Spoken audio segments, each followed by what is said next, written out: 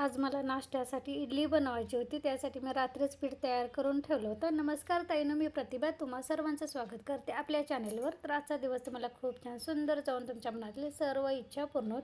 रात्रीची जाळी भरून भांडी होती, ती सगळी एक काढा गेलं की दुसरं पडत होतं. म्हणून म्हटलं पहिल्यांदा थोडीशी भांडी लावून घेऊया.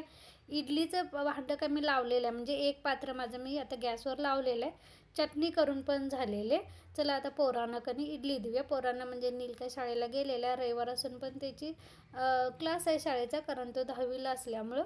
आणि तनूला काय सुट्टी आहे, घरी आहे, त्यामुळे त्याला पहिल्यांदा नाश्ता देऊया. इथं माझं सगळं घर वगैरे झाडून झालेलं आहे. दारातलं पण सगळं, आज दारातलं झाडायला जवळजवळ कधी पाऊण तास गेला, कारण ते लाकडं वगैरे काढलेलं तिथलं सगळं झाडायचं होतं साहित्य आवरून. त्यानंतर परत आपल्या दारासमोरचं, त्यानंतर इकडल्या शेडातला जो पसारा काढलेला की नाही तिथलं पण थोडंसं झाडू मारून घेतलं. म्हणजे आज काय पाणी येणार नाही, उद्या पाणी आलं तर पाणी मारायला बरं पडेल म्हणून पहिल्यांदा कधी आंघोळीच्या अगोदर ते सगळं झाडून घेतलं. कारण सगळं असं उडते, कार्बन आणि ती धूळ इतकी उडते ना की मग परत आवरायला लागते. म्हणून म्हटलं पहिल्यांदा तेच आवरून घ्यायचं. आणि आज काय जेवणाची गडबड पण नव्हती. तर इथं इडलीचा एक घाणा झाल्यानंतर दुसरा लगेचच लावला. आणि त्यानंतर मी एका बाजूला कुकर लावला होता आणि एका बाजूला मला जगदाळीची आमटी करायची होती. जगदाळीचे दाणे कसे थोडेसे उघरट असतात, म्हणून ते मी असं पाण्यामध्ये उकळायला ठेवले. तर ते होईतोपर्यंत म्हटलं कपडे मशीनला लावायचे, कारण आज मला 2 वेळा कपडे लावायला लागणार होते.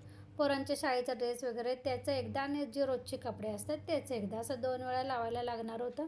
म्हणून म्हटलं कामं आवरत आवरत दोन्ही पण वेळा होऊन जाईल. म्हणून म्हटलं आता पहिल्यांदा एकदा लावून घ्यायचं. तर कपडे लावली मशीनला आणि म्हटलं चहा एकदा करून घ्यायचा, कारण सकाळी एकदाच अर्धा कप घेतलेला आणि थंडी आणि वारा दोन्ही पण सुटलेलं आहे. म्हणून म्हटलं दुसऱ्या वेळचा चहा मस्तपैकी करून घ्यायचा.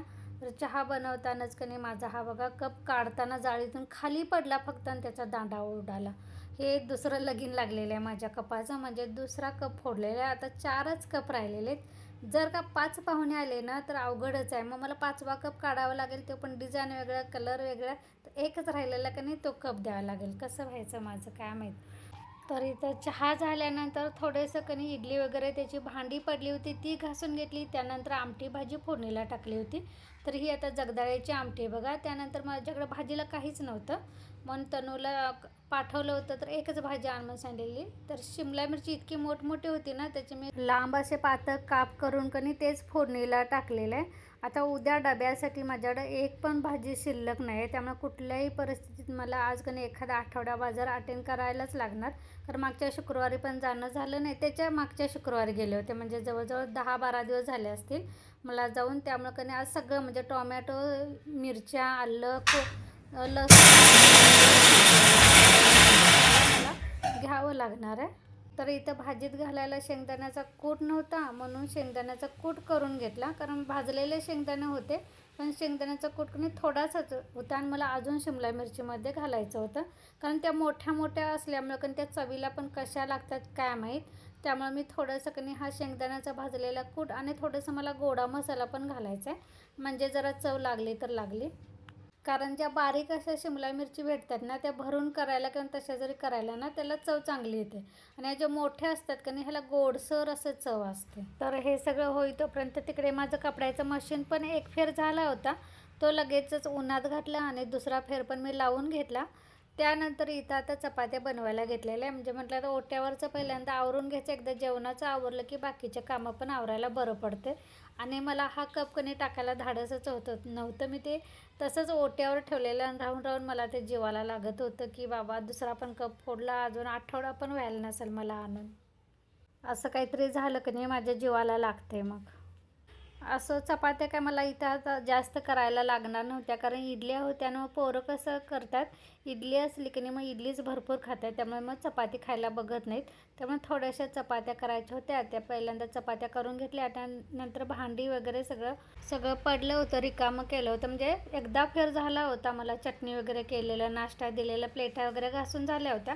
पण इडलीचं पात्र, प्लेटा वगैरे त्या घासल्या नव्हत्या, कारण नील आल्यानंतर त्याला नाश्ता दिला. मग उरलेलं थोड्याशा ज्या इडल्या होत्या ना त्या मी काढून घेतल्या डब्यामध्ये. मग ते म्हटलं इडलीचं पात्र वगैरे घासायचं होतं. त्यानंतर हे आता चपाती वगैरे पोळपट वगैरे पडलेलं, तर ते पण मला घासून आवरायचं होतं. त्यामुळे चपात्या केल्या, त्यानंतर भांडी वगैरे आवरली, त्यानंतर ओटा वगैरे धुवून घेतला. त्यानंतर देवपूजा करायची राहिली होती. देवपूजा पण करून घेतली. त्यानंतर टॉयलेट बाथरूम वगैरे साफ करायचं ते पण करून घेतलं आणि सगळ्यात शेवट माझं काम राहिलं होतं म्हणजे फरशा पुसायच्या. तसं तर मी एक दिवस आड फरशा पुसते, पण काल पुसल्या होत्या, तरी पण मला आज फरशा पुसाव्या लागणार होतं. कारण काय झालं होतं माहिती आहे, चार्लीला आता त्याच्या अंगाला कणी अशी सारखी खाज उठायला चालू झाली. त्यामुळे कणी किती वेळा म्हणजे माझ्या मते कणी म्हणजे आठवड्याला का 15 दिवसातून एकदा कणी त्याला म्हणजे इंजेक्शनाचं असं हे असतंच सारखं. आणि तरीसुद्धा त्याचं कणी कमी येत नाही, तेवढ्यापुरतं येते परत आणि चालू होते त्याला इन्फेक्शन. त्यामुळे गोळ्या आणल्यात, त्यामुळे ते रात्री गोळ्या घातल्या आणि त्यानं तरीसुद्धा अशी ती जखम केलेली. म्हणून काय झालं, त्याच्यावर कणी नीलच्या बाबाने हळद टाकली जखमेवर.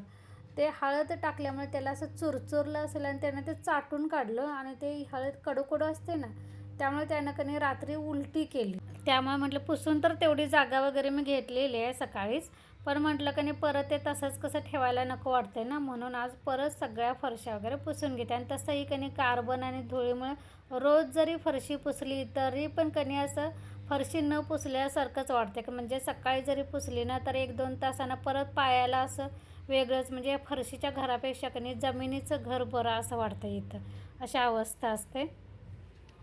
तर किचन हॉल वगैरे पुसून घेतला. मधल्या रूममध्ये कपडे वाळलेली तशीच आणून टाकली होती, बेडशीट वगैरे पोरांचे कपडे, ती सगळी घडी घातली आणि मग त्यानंतर दोन्ही रूम वगैरे सगळ्या पुसून घेतल्या.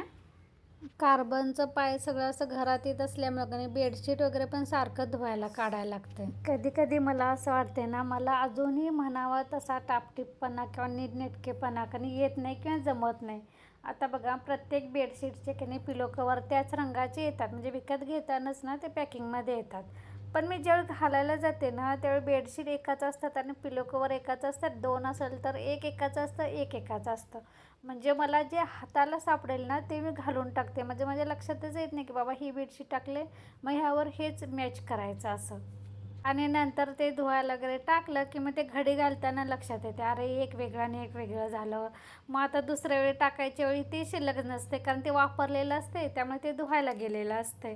मग असं गोंधळ उडतोय. त्यामुळे कारण ते मॅचिंग कधी कधी होते, कधी कधी होतच नाही, असं होतं माझं. असं तर इथं आमच्याकडे थंडी पण भरपूर पडलेली आहे, त्यामुळे एक एक जर्किंग तर आहेत, पण कधी अजून एक जादाचा असावं म्हणून कधी माझ्याकडे एक चांगल्या पण त्याची चेन खराब झाली होती. तर ती मला चेन लावायला कधी द्यायचं होतं, त्यामुळे तनूला पाठवून दिलं. त्यासोबत चार्लीला एक क्रीम पण आणायची होती, कारण ते जखमा करायला लागले आणि ते हळद टाकली की ते हळद पण चाटून टाकायला लागले. म्हणून कधी त्याच्यासाठी एक क्रीम पण आणायची होती स्किनची. तर त्यासाठी चेन लावायला देतोस का बघ, तिथे चेन लावायचं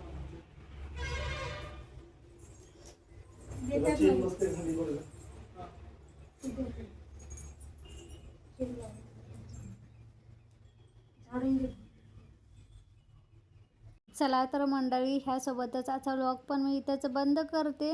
पुन्हा भेटू नवीन व्लॉगमध्ये. तोपर्यंत धन्यवाद. आणि तुम्हाला जर माझे डेली व्लॉग आवडत असतील, एक लाईक नक्की करा. आणि पुढचे व्लॉग जर बघायचे असतील तर सबस्क्राईब बटन कधी दाबा, म्हणजे पुढचे नोटिफिकेशन तुम्हाला येत राहतील.